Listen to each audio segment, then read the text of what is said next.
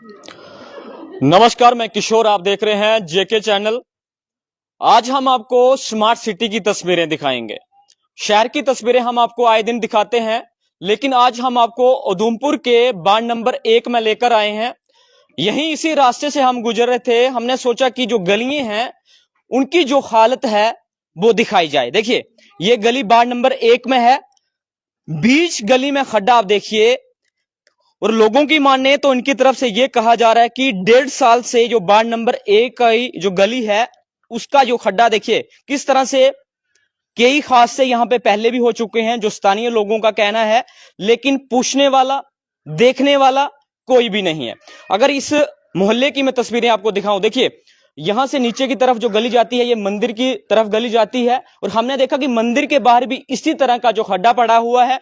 लेकिन जिस तरह से इन लोगों का ये कहना है कि 1.5 साल से इसी तरह का यहाँ पे खाल बना हुआ है, और साथ में हमने देखा कि बच्चे आसपास जो स्कूल हैं, बच्चे यहाँ से गुजरते हैं। हमने ये भी देखा कि लोगों की तरफ से ये भी कहा गया कि कई बार यहाँ पे पहले भी जो है वो सड़क हादसे जो है वो सामने आए हैं। स्थानीय लोग हैं, इनसे सीधा बात करते हैं। सर, क्या कहेंगे, 1.5 साल से किस तरह का इंतजार आपकी तरफ से किया जा रहा है?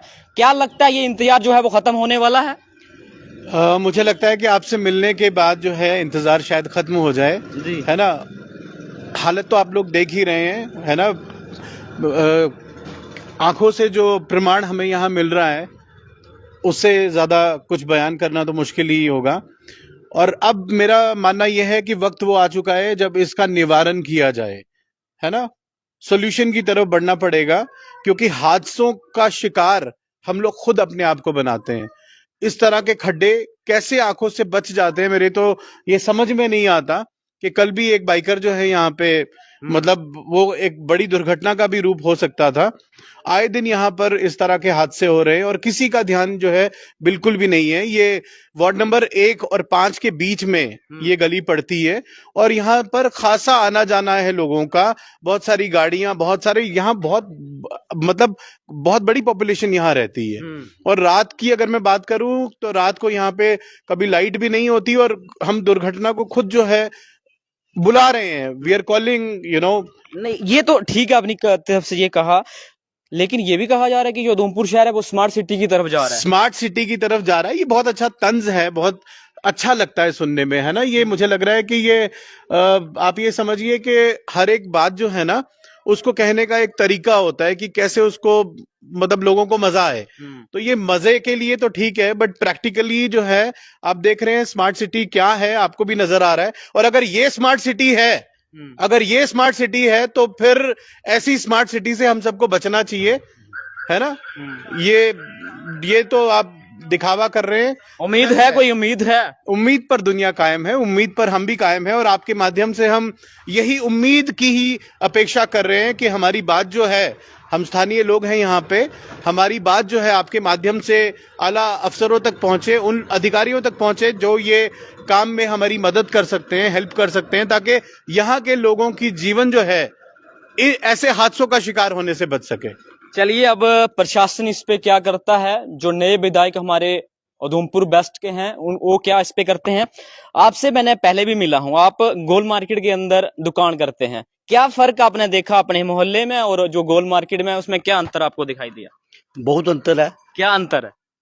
गोल मार्केट में अभी नई नई सड़कें बनी, अच्छा, तो मगर मेरा कहना ये है कि अगर स्मार्ट सिटी बनाना है इसको, उधमपुर को, तो उनको सब कुछ कंसिडर करना पड़ेगा। उनमें गलियां भी आती हैं, सारे बार्स आते हैं, तो ये सब देखना पड़ेगा।